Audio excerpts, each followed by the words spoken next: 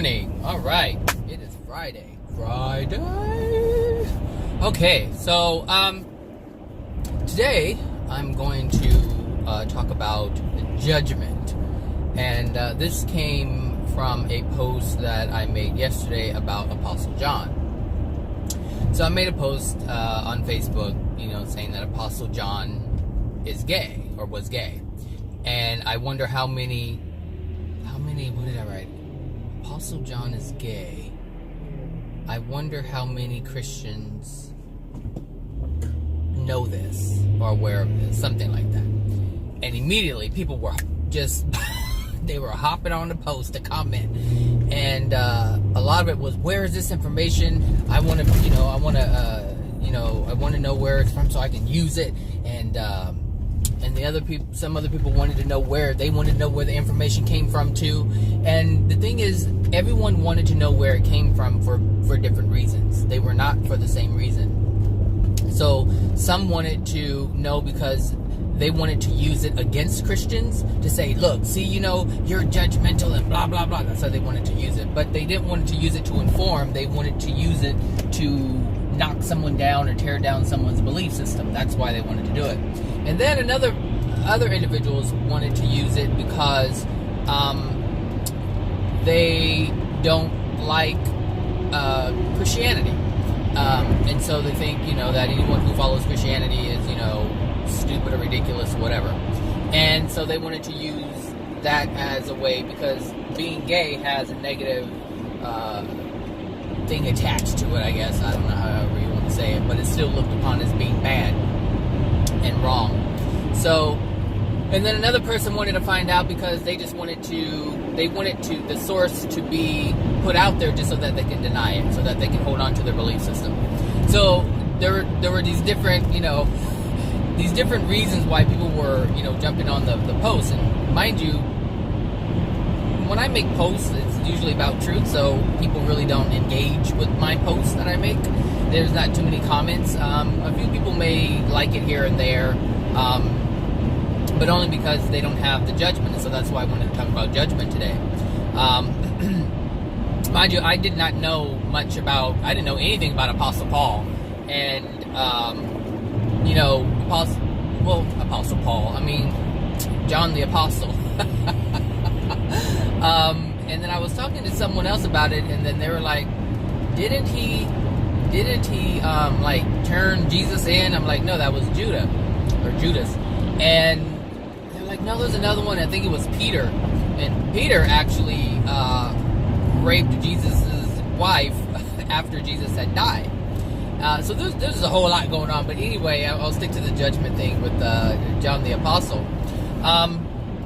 So when I put that out there, there was a lot of judgment that was going on from different angles and for different reasons. And, judgment is one of those things where it's a cast. Judgment it's like a body cast. And nothing can get in and nothing can leave either. So you're just surrounded in this hard shell, and nothing can penetrate it either way. And that's what judgment is. That's what judgment does. And so, John the Apostle is obviously written in the Bible, and I just found out that he was the youngest apostle and also the oldest living apostle. So he was a young boy when he started following Jesus, or a teenager, or a young teenager. And he was also the last one to, preach his word of the apostles. So Jesus' word. So, teachings, I should say. So I was thinking about that. I was like, okay, well, we have John the Apostle who's written in the Bible, fine. He has written what he has written. However, if he were gay or not, the words still stand. So if people are following the words of Apostle John, then they're following his word. Why? Because it means something to them, and there's a significance of the words that John has written.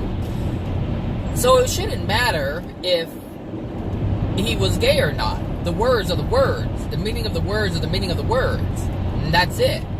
But it's because of this judgment that will deter someone from either listening or using the words for their own benefit to better themselves, or to dismiss it. And so you have people who are not Christian, who don't read the Bible or anything, but there's a lot of information that they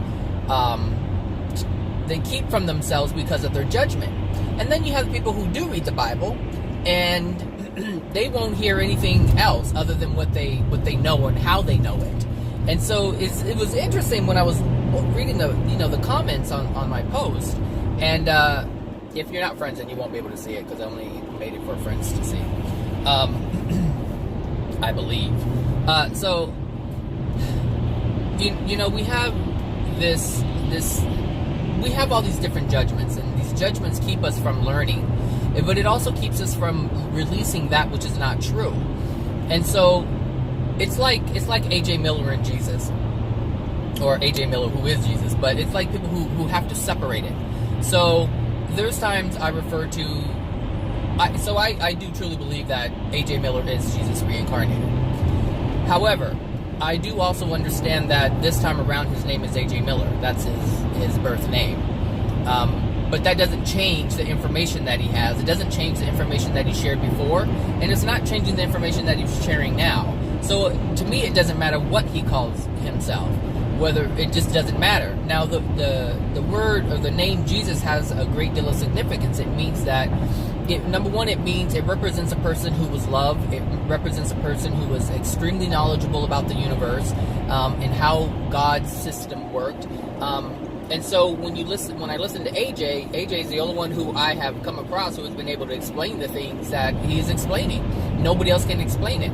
And so today when I was listening to, I was trying to find out more about Apostle John, because I didn't know much about Apostle John, and I knew I was going to make this video this morning. So as I was having my coffee, I was flipping through YouTube videos, trying to find out who this character was, and that's how I found out that he was the youngest and the oldest living apostle.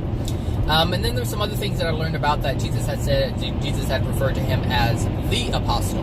So he was the closest one out of all the apostles. This is the one that he was the closest with. And this is interesting because maybe could be about between 8 and 10 years ago. It could be less than that too, but I'm not sure. There was a play called, it was titled, What If Jesus Were Gay? And I had some issues with that. Years ago, I had issues with that. I'm like, why would you even, that's just ridiculous. Why would you even come up with something like that? And it's because I had an understanding or belief as to what being gay was, and I still understood it to be a bad thing because that's how society viewed it, and so I was going along with society thinking that it was a bad thing. So, but obviously my views have changed, and so everything's good now. So, anyway, there was this play, and I couldn't understand how anyone could even come up with such an idea. Like, why would you do this? And so later on I heard that, there were these rumors going around that Jesus was gay because of certain things that were written. Now, I had never gone and investigated this because I just didn't. So I didn't know why that conclusion was coming to the minds of people. And so I was, I did some research, and recently, I should say, I did some research, and I could see why that came up, because John was very close to Jesus. They were like brothers, and they were best friends. And so I can see how a closeness between two men can be misconstrued as being having a homosexual relationship, because if you're a straight, or if you're a heterosexual male and you have certain beliefs and homosexuality is frowned upon, then if you see someone having such a close relationship with the male, you're going to assume that they're doing something other than just hanging out. And why are you spending so much time with this individual? And things like that. But you have to look at it from today's perspective. You see, everything is understood by the consciousness of the present. So even if you read something of the Bible which was thousands of years ago and try to interpret it by your understanding today, you're going to misinterpret it because you don't have the same understanding. You have a different perspective, and our society, our culture is different, so we cannot understand it the same as it was written. So, I did a little bit, like I said, I did a little bit more research about John and how he had taken care of Jesus' mother after Jesus had died. And I was like, okay, I can see how this, especially if John is gay, then I can see how this can be. Because I don't know if any of you have ever watched gays interact with one another, but they are they're very close. Like women get together and they're like, hey girl, how you doing? And they give hugs and kisses. Well, gays do the same thing. They're very loving, nurturing type individuals, and they're very expressive. Very, very expressive. Just watch it. Just watch some gays and you will see they're very expressive. And that's part of honoring their true self. That's part of honoring their soul, because that is true freedom, to express yourself without any kind of restraint. And so those who are, just out there and they're just, loving, expressive people, they're just honoring themselves, their soul, and who they are. They're honoring the feminine aspect of their soul. And so, and then you have gays who are not, but whatever. That doesn't mean anything. I'm just saying. So, John was also, he also went before Jesus, when Jesus was preaching to different villages. John would go before and talk about natural love. And then he would say that, there will be someone else who is coming after me who was going to talk about divine love. And so John was always the precursor to Jesus's message. And so if you think about someone who is very, expressive and outgoing and charismatic, and they just go out there and they just speak and people listen to, this is why, there are a lot of gays in plays. That's funny. That rhymes. There's a lot of gays in plays because in our society, this gives them an opportunity to express themselves without being themselves. And so, that's why you see a lot of it in acting and things like that, because they do get an opportunity to express themselves, but through an identity that is not their own. But still the expression is felt. The joy of expression is felt. The joy of themselves is felt.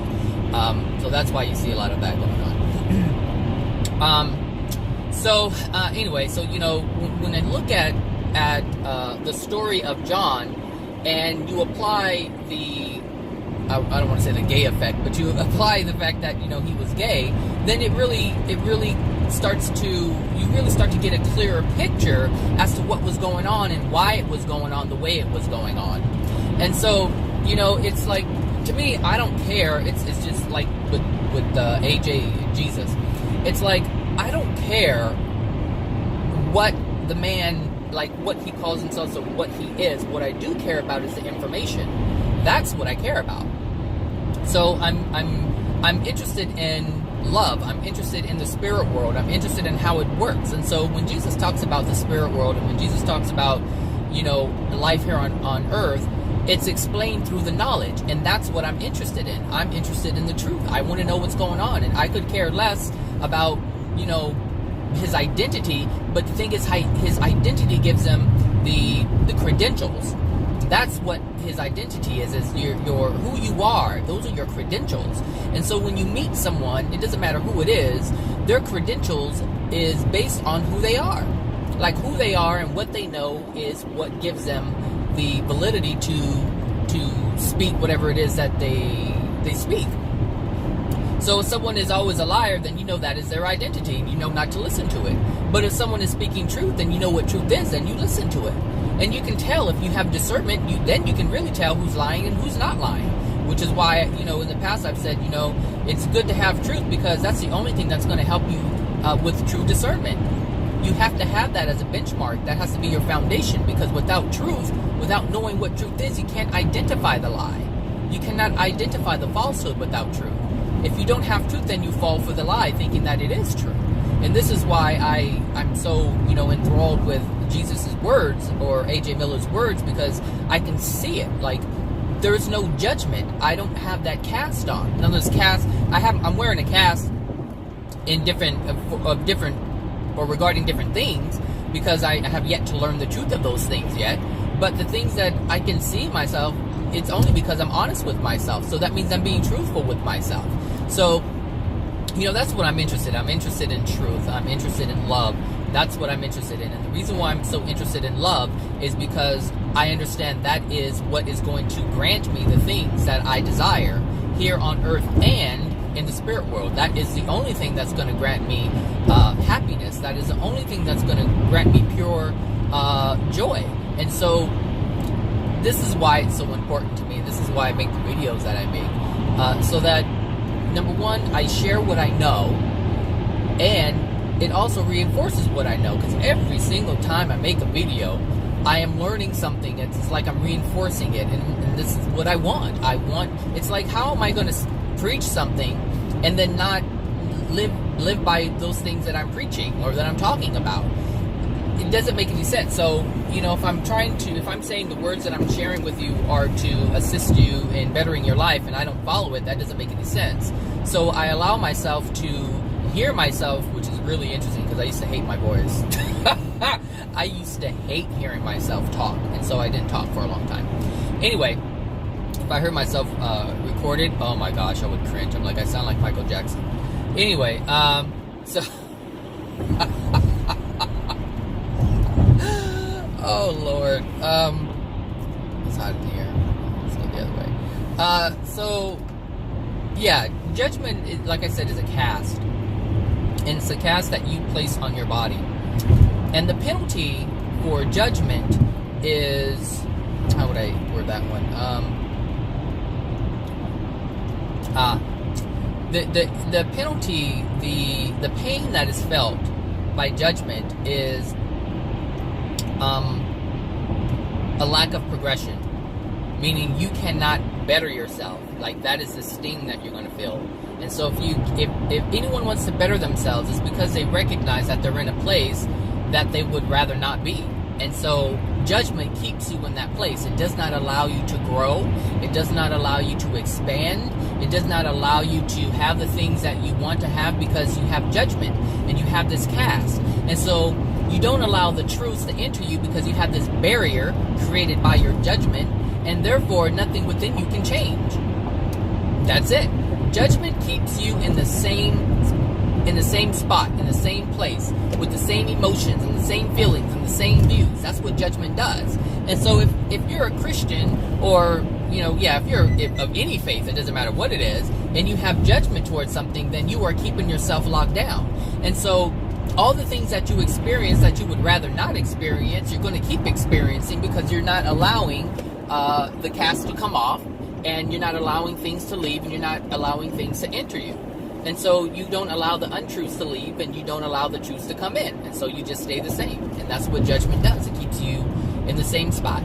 And there's some things that you don't have judgment on or about. So if you don't have judgment about gays, then there's no issue there. But if you have judgment against gays, then there's an issue there. And so that judgment is going to keep you in that spot of pain and suffering, whatever the consequence of that judgment is.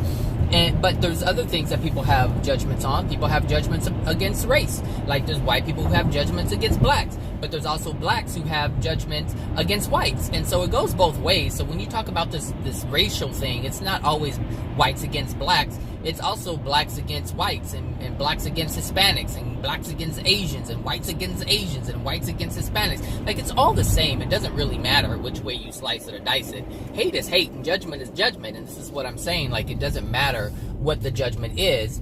If you're just a judgmental person and you're not willing to accept anything else outside of what your current beliefs are, then what's going to happen is you're not going to be able to progress, and you're not going to be able to see your failings. You're not going to be able to see the things that you are doing that are preventing you from having a more abundant life.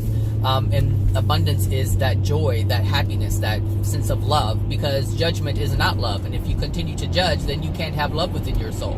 So no matter how much you say, I am love, I am light, I am love, I am light, but yet you're judging these people who are killing the next person, then you have judgment, and you really can't have love in your soul because you're not allowing it, because you're judging the people who are killing.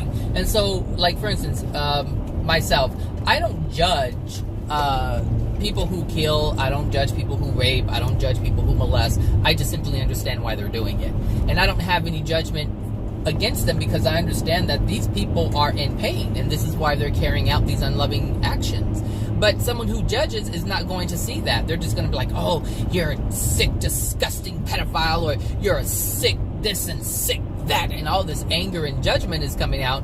But people don't understand that anger and judgment is keeping them in that perpetual state of anger, that perpetual state of fear that is going to happen to them. And so if you hold fear within you, then you open yourself up to experiencing that which you fear. And that which you have anger towards opens you up to experiencing things that are going to continue that anger to be manifested within you. And so this is why it's so important to know about judgment, because judgment is that thing that you want to let go of. You want to say, all right, I'm not judging you. And I'm not saying you have to condone it, because just because I don't judge it does not mean I condone it. I don't condone molestation. I don't condone murder or rape or anything like that. I don't condone any violence at all. That's not who I am. But I'm not going to judge it, because I understand that judging someone for what they are doing is I'm penalizing myself. And it's not that God is doing any judgment, because God doesn't have to judge, because God has created a system where you judge yourself. Your actions are your penalty. Your judgments are your penalty. That's the consequence. So, for the people who say, God's gonna judge you, God is not. I was having a conversation with someone yesterday, and we were talking about, individuals who have managed, and they were, they have been corrupt, and they have stolen things from people, and just really just ran things into the ground. And the person said, yeah, well, they're going to be judged.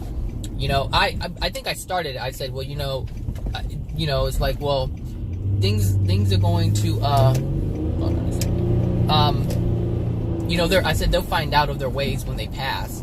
If they don't see it now, they'll find out when they pass away. She said, yeah, because God's gonna judge. They're gonna be judged. And it's like, no, I didn't say anything, because I was not about to get into a debate like that. But that's her belief.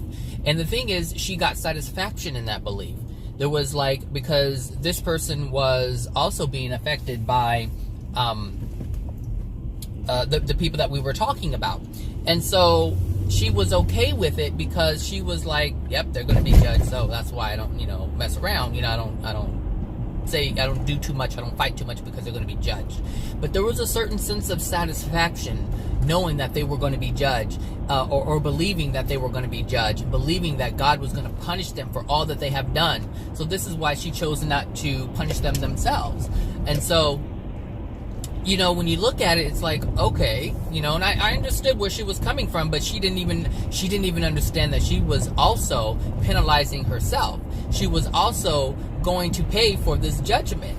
And so she is going to experience her own judgment, and she has in her life. I see it. She may not see it, but I see it. I can see the judgment in her experience, the consequences of her judgment, I should say, in her experience. Oh my God, sorry. I need to get some coffee right now. Hold on a second. This overwhelming sense of tiredness just came over me right now. This is weird. But I understand what it is. And they are not going to stop me from making this video. So, what are you doing? Is there anybody crossing? Oh, I was like, wait a minute, I don't see anybody. Bicyclist who is like, what the heck is going on here with these? Like, dude, there's a bike lane. What are you doing? Oh, Lord Jesus, he needs some coffee. Forget me having coffee. He needs some coffee. Anyway, back to this lady. So she doesn't see, that she is paying for her own judgments. Whereas I saw what was going on, and I didn't care. Like, there's no reason for me to take any joy in knowing that someone else is going to suffer. Do I know it's going to happen? Yes. Do I think it's sad? Yes. I think it's sad. I think it's sad that people have to experience pain and suffering in order to learn their lesson. And I'm not exempt from that. Like, I have had my own pain and suffering because of the decisions that I have made. And it took that pain and suffering in order for me to realize it. Like, and this is part of the video that I made yesterday. Look at your historical law of attractions, because your law of attractions just aren't bad things. They're good things too. Like, look at them. Look at the good, look at the bad. It's all law of attraction. Every single thing that ever happens to you is a law of attraction. You stumbling upon a rose or a flower that you like, that's just out of nowhere, is for you to see in that moment. Because there's times that you have walked past flowers, a single flower that's growing outside of, you know, a bunch of concrete, and you see it, or you pass by it and you don't even see it. But there's a reason why you see it in the moment that you do see it. That is a law of attraction event. So we just have to look at everything and understand that everything is for us, but for us to learn something, because that's the whole point of our existence, is to learn, to explore, to know more. And as you know more, you use that knowing and improve yourself. And as you improve yourself, your soul condition changes. And as your soul condition changes, your experience change. And so this is, you know, this is why it's so important to recognize this judgment thing, because judgment is that cast that you want off of you. Physically, spiritually, you want it off of your being. And so you don't want to judge. And this is why I have been able to progress so quickly, is because I don't have any judgment. When, you know, when I share a AJ Miller video, so what I do is generally I'll download his videos and I'll change it, because usually it has Jesus speaks on. And so I know that people have judgments towards that. So what I do is I download it and I repost it and I take Jesus's name off of it, but I usually keep the title the same. And because I know that, you know, people have such judgments and they will not listen to anything because of the judgments that they hold. So even if they're not Christian, like someone who isn't Christian, who doesn't believe in Jesus, is not going to listen to the video. And then you have people who are Christians who don't know who Jesus is, but they believe they know who Jesus is. And so when they see this man talking, they're going to say, that's not Jesus, and then they're not going to listen to him. So you see the problem here, right? People have judgments, and judgments prevent them from accepting new information. Judgments prevent them from accepting truths, and so they continue to hold on to their untruths. And let me tell you, if you have problems in your life, it's because you hold untruths. All of your problems, all of your pain and suffering come from you believing something that is not true. That's fact. That is what's happening. So for me, the reason why my life is changing, let me tell you, my life has changed. It is not the same. And you know, it's funny because when I was younger, people would ask, oh, would you like to go back to when you were, you know, such and such age? I'm like, yeah, that would be great to go back. Now, oh, hell no. You cannot pay me enough money to go back and experience life that I was experiencing back in the day. That is an awful thought. Are you putting on makeup? Yep, she's doing her mascara. Whatever. So, yeah, the whole judgment thing, man, it prevents you from accepting, or let me just say this, judgment prevents you from expanding your soul. Judgment prevents you from having a better life experience. That's what judgment does. Even if you have judgment against yourself, judgment, that will keep you back. That will hold you back. Judgment against others, judgment against self, judgment against anything will hold you back. You have to be willing to accept it. And I don't mean condone it. There's a huge difference when I say, you know, I just accept that people are the way they are. That doesn't mean that I condone the way they are. So going back to the murderer and the pedophile, I don't condone what they do, but I understand why they do it. And I have to accept them in terms of who they are, because as I accept them, I accept their pain. I accept the reason why they do the things that they do. And so someone who is judging will not accept the reason why the way they are. And so, you know, when I made the post about, you know, Apostle John being gay, they wanted to know where this information came from. And So what I did was I posted a video of A.J. Miller or Jesus explaining the soul and how a soul incarnates and why someone would be born or incarnate as what we call homosexual, whether it's a male homosexual or female homosexual. So,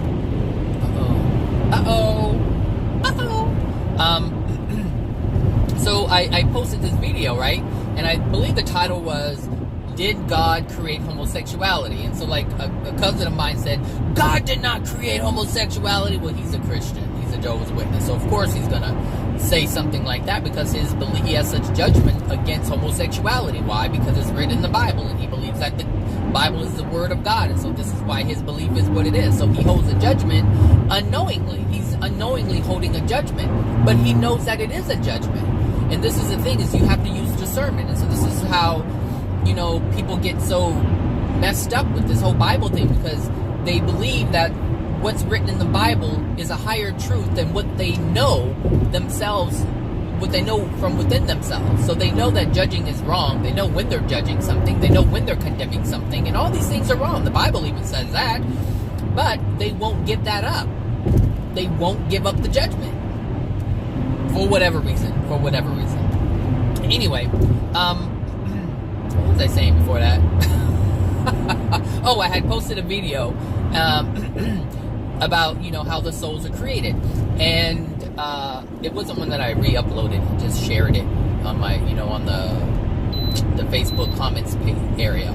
And so it was showing exactly how the soul incarnates. And the thing is, the people who I was showing this to, they are, you know, they don't understand. They don't understand, and they're just looking at it like, I don't know what that is, but I know it's not true, because they already had this judgment about it not being true. So they couldn't even look at the scientific data that was being presented by A.J. Miller of how souls incarnate and why this is to be. So this is what I'm saying. Judgment keeps you from holding truth. Even when the truth is presented to you, you keep yourself from absorbing it because you have that stupid cast on. I mean, it's like you having the itch and you want to know the truth, and something's in your cast and you can't reach the itch, but you're not allowing that's outside of you to come in and ease that itch, to soothe it away. You don't have that.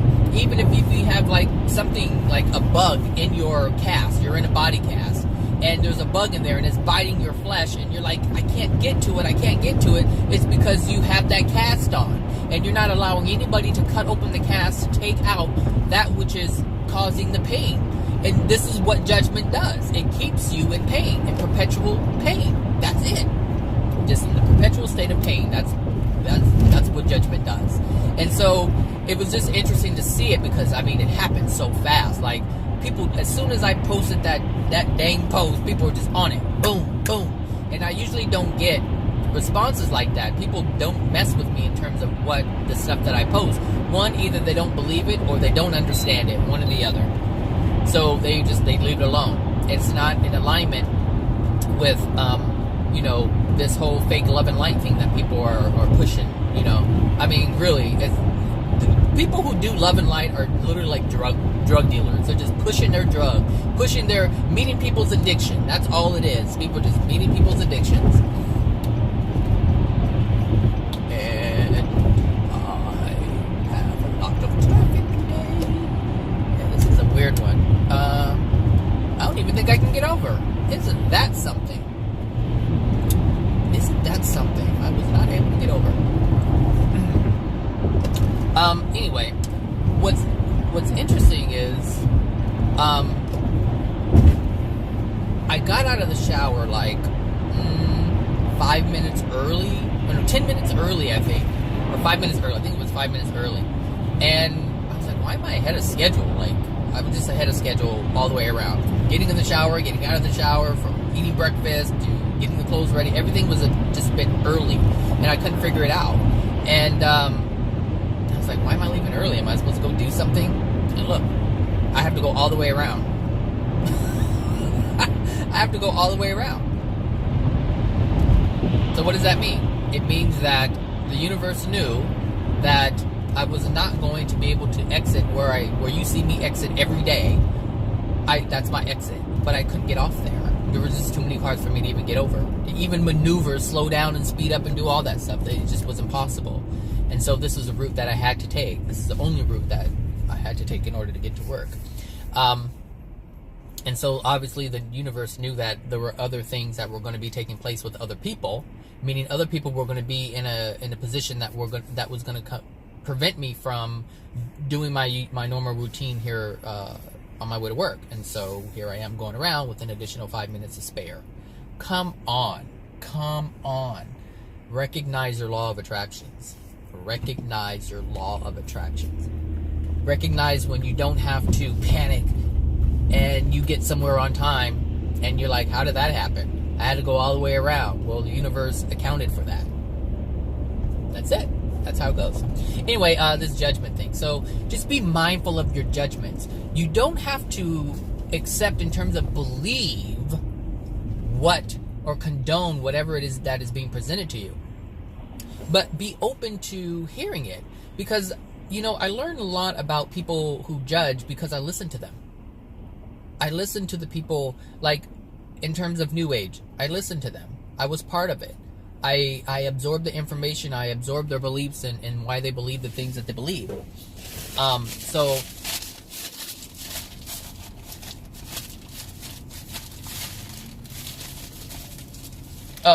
If you're wondering what that crinkling noise is, it's a paper towel.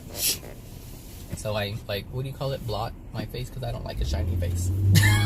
A shiny, greasy, oily face. I don't like that. So that's what that noise is, that crinkling noise. Sorry about the video, but the sun is in the camera, so you can't see very well. So yeah, I listen to people. I listen to Christians. I even listen to people who are Satanists, and I understand where they're coming from. And it's not that I believe or condone what their beliefs are, but I understand them. And so since I understand where they're coming from, now I can have compassion for them because I know what they're believing isn't going to lead them to the place they believe that their beliefs are going to take them. Like, I understand that. And so how can I be angry at someone who is, let's just put it this way. If you look at someone who is autistic, or you look at someone who has Down syndrome, or you look at someone who doesn't have any limbs, you look at someone who is blind, because they are not in a physically perfected state or a mentally perfected state, that's no reason to judge them. Because they are not operating at 100% full capacity in their physical form or mental form. That's no reason to judge them. You have compassion for them because they were born with a lack, a sense of lack in some way, shape, or form. And so when you have people who have belief systems, and they believe that it's going to take them to this place they believe it's going to take them to, but it's not, you don't judge them, you don't hate them, you have compassion for them. But the only way you can have compassion for them is because you understand them. And this is why Jesus and John were so close, because they both had a sense of love. And they both had compassion. And this is what enabled John to take care of Jesus's mother Mary when he died. Because he understood that she was going to get older. And he understood that she has experienced a loss. And so he had compassion. He was there to comfort her and to let her know that you are not alone. And this was already, I'm not sure if he actually said these words, but obviously it was understood. So it was written that Jesus had said, what was it? I just heard it this morning. This is your right. It said that right when Jesus was on the cross, which he wasn't on the cross, he was on a stake. But as he was up on the thing and dying, he said that John was standing next to Mary, and Mary said, or Jesus said, "This is your new son," and meaning that he's going to be here because he trusted John the most, because John was the closest to what Jesus was teaching. Meaning he was the one who believed what Jesus taught the most. And because it's only because the thing is you have to want to love in order to accept love. And so what Jesus was teaching was love. And so John had it within him to accept love purely. And that's what that was about. And this is why they were so close, because Jesus knew that John was the one who understood what his teaching was. He understood on a soul level, at a heart level, what he understood. I can't believe I really have 5 minutes. I really have 5 extra minutes. I would order breakfast, but I probably shouldn't. But I probably should. I think I will. I'm gonna pause it for a minute. Okay, obviously I'm waiting because the garbage truck is actually blocking the little window thing. Anyway, so yeah, that's judgment, and that's what it will prevent you from accepting, which is truth. It will prevent you from accepting love, because judgment is not love. And so anytime that you do have a judgment towards anything, you are acting outside of love. You are not in harmony with love. And so it's important to understand this, because if you're really on a path to be a more loving person, then you have to stop your judgment. You have to stop your opinion about things. You can have your opinion, but understand that if it's judgment, if you're condemning another, then so there's a difference between having your own personal opinion and judging another for having what their belief or opinion is about it. There's a difference in that, because I have my own beliefs, but I'm not judging anybody else for theirs. I'm very clear about that. Like, I understand what it's going to yield them, but I don't judge that. Like, I honestly feel sorry for people who are going to experience pain because of what they're doing in terms of their decisions that they're making. Because I understand that in order to make wrong decisions, you have to have a degraded soul condition. And so that's the part that is very sad, is to know that they have a soul condition and they're operating from that place. And like, I can't do anything about that. And the thing is, they don't even know that they have a degraded soul condition. You ask someone what, if you have a degraded soul condition, they're like, what are you talking about? Like, most people on the planet don't even know what that is. But you do. You know what that is now. I know what that is. And because we know what that is, we're able to transform ourselves and be different than what we were before. Hold on a second. Okay. Anyway, I am in the hood. That's why you get this view. Today is actually the last day of being in the building that I'm working in right now. We're moving to a different location again. For those of you who have been following my videos for a while, you know that I have moved I don't know how many times in terms of office locations. So today's my last day. I think we report to the new place on Monday. So yeah, so you'll see a different route. It'll be mostly the same, but it'll be a little different coming to work. So anyway, yeah, that's my video on that. And Apostle John was and is gay. When you are incarnated, or when you incarnate and your soulmate, if your energy is more masculine, if the soul is more masculine and it attracts and it creates two male bodies, or you're female and you create two, or your soul is more feminine and you create two separate bodies, your soulmate is that. So if your soul splits off and one of them is a male and the other one is a male, that's your soulmate. And that will always be your soulmate for the rest of your infinite existence until you come back together again.